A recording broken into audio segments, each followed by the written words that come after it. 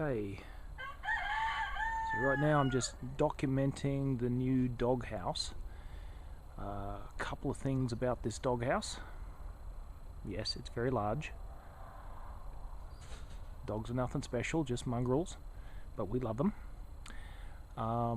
The doghouse was built off-site and then moved in on a on a car tray, a 6x12. Anyway, the doghouse, the actual base there, is 6 across, 12 long, plus a bit of an overhang. And the doghouse was built as a proof of concept for some things we want to try when we finally build our own place. So I'm going to walk you through it. First thing, just looking at the base there, it's a little bit like a shed this size that you'd buy from Home Depot or whatever. Probably doesn't have all this extra stuff down below here. So I've got a 2x8, 2x8, 2x8 running the length of the shed, and those are for skids. That's so I can move it easily. And then all this extra stuff here is all to strengthen it up and make it easy to move. Then above there, that's all pretty standard with what most other sheds would be. Floor is unfinished because I have to pull all this. I have to pull this board up, and I have to fit in sand and concrete to provide a lot of mass for the heated floors, which I'll show you in a second. Going to be windows at the front, doors on the side. I've got a little vent there for the cooling system. That may just be a fan, but could be as fancy as a air conditioning unit.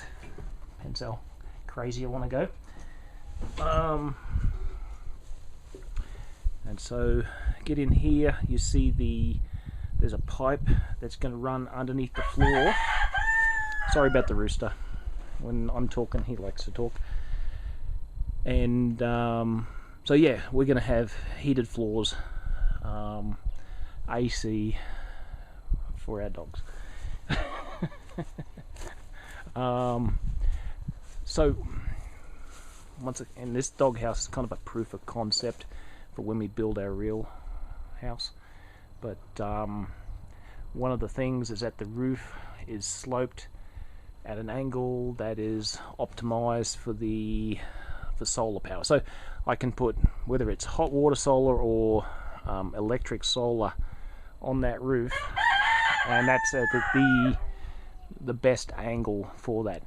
Also, the overhang on the roof is enough so that it allows light in the winter and keeps the sun out in the summer. Alright,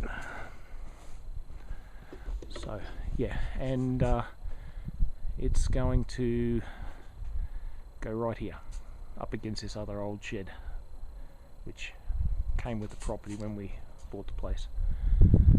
Alright, there's another old dog.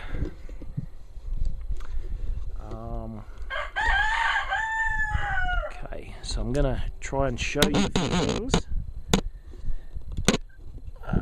So once again, the shed was made to be moved in here, and currently I am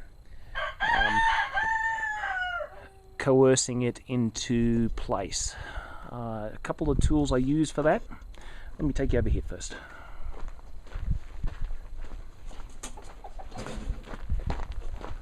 So you see that block of concrete there with the 2 fence posts coming out of it? That goes about 3 to 4 feet in the ground, and yeah, it's very solid. So I put this in as an anchor point when I was working on the roof of this shed, just as a way to, in case I fell, it would catch me. Anyway, a couple of reasons for that. So that's an anchor point. Another anchor point, this one here, all right, which is just a fence post, 4x4 but it's actually sunk fairly deep into the ground, and it's got concrete all around it, so it's a pretty solid anchor point as well. And the, depending on the weight of the item that you're moving, you might have to do something different. Rather than the rope I'm using, you might have to use chains or something much heavier. Other things that I'm using now, using the items and the skills I have, I could literally move an entire house if I had to, from one side of the property to another. The items and the skills are all the same. There's a lot of nuance involved in it, however, and by nuance I mean, like, you look here, you can see where it's pulling on the shed there, and it's pulling over that anchor point and that anchor point, so it's pulling in a certain direction, and at all times I'm trying to think, alright, if I pull it on from here, which way is it going to go? And I'm going to readjust this anchor system right now, because I need it to pull a little more over this way to get closer to the shed. So like I said, nuanced. You're thinking about all these little things all the time. So even though I can kind of introduce you to the tools I'm using, you really got to get in and start playing with it to work out what you're doing. Alright, so I'm using a few different things here. Let's start with those round pieces of wood. Not old fence posts, they were new fence posts. I cut them in half, and those are my rollers, and they're pretty good for most situations. However, at times there's not enough room for the rollers, space, height. In which case, I'll go for a slippy board or a slip board, and that's simply a piece of wood.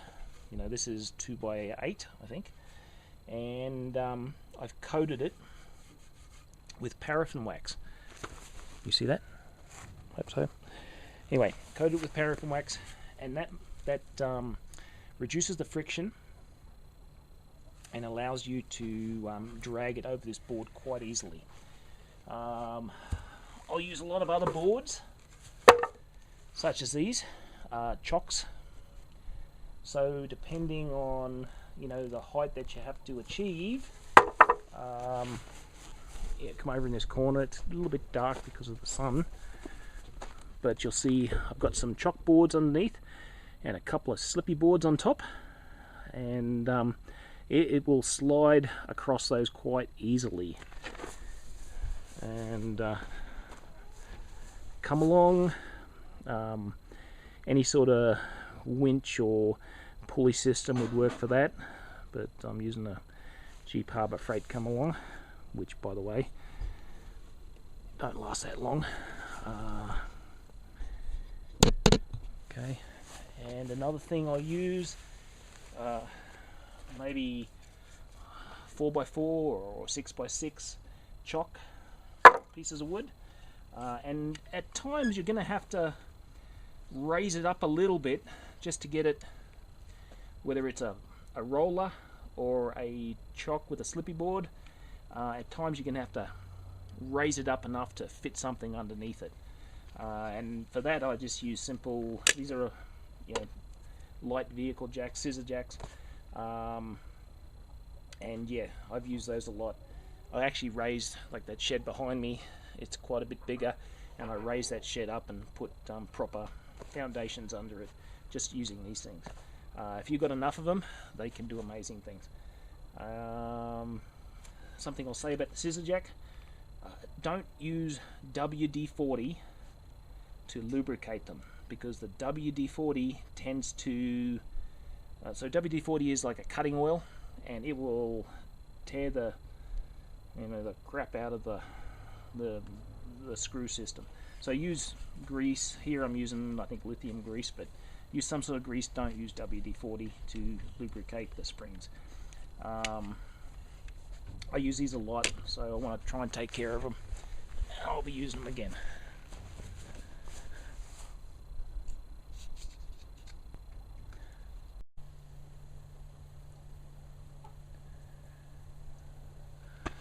Alright, so I've redirected the anchor point, and now I should be pulling in. I'm going to see which direction that come along is facing.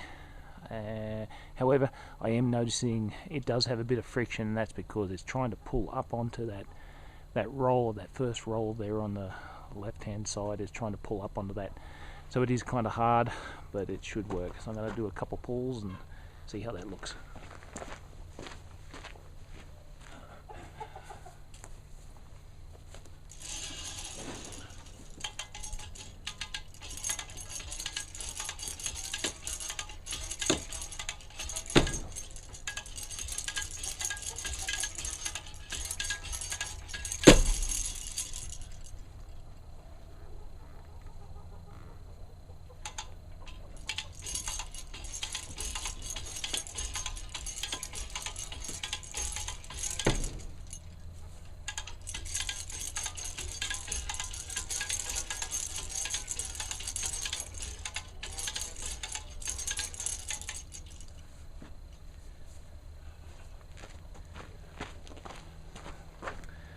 Alright, seems to be working.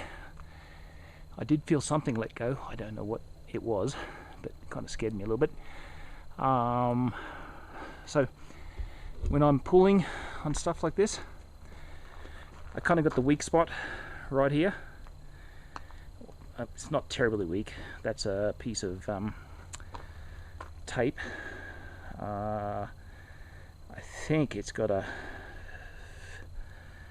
1,500 pound breaking strain or something or other.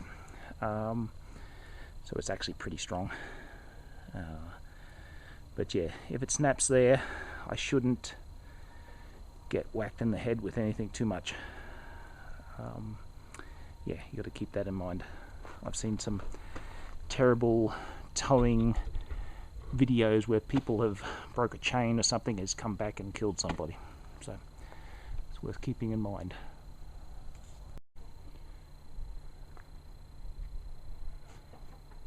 Okay, just a few seconds ago I did another video. I said something and it sounded like it broke. All it was a roller falling off the back. So I've repositioned a couple of the rollers, and I'm going to do one more, and I'm going to pull on it a bit more.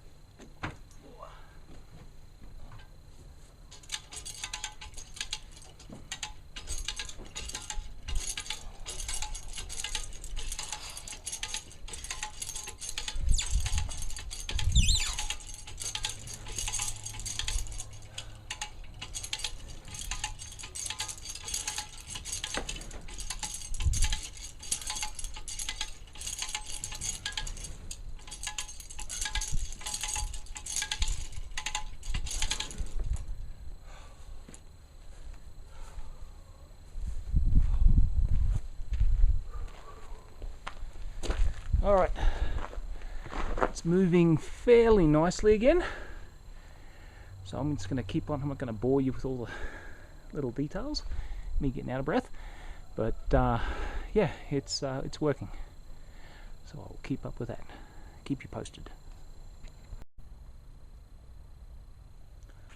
Okay, so I got it straightened up, the shed's all in a straight position. I got a little, I'm going to pull a few more times, and then I think one of the boards, one of the rollers from right on the back is going to pop off. So let's see if I can do that on camera.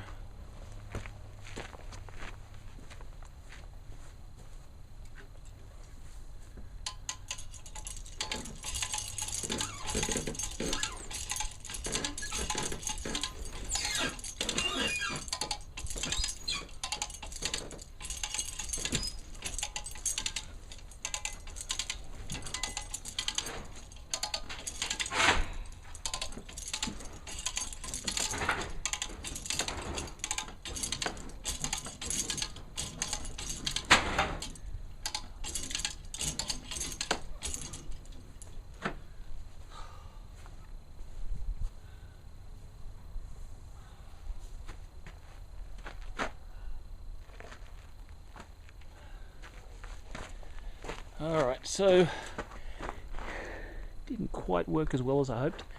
It's now dragging on this gate. The board did pop off, you can see it through there, but it's now dragging on this gate. So I'm nearly out of distance with this come along, so I think I need to redo my anchor point, maybe change the angle a little bit, and then I can keep pulling this in. But basically it's still facing in where I need it to go, because I need it to angle in towards the corner of this big shed here. So it's getting there.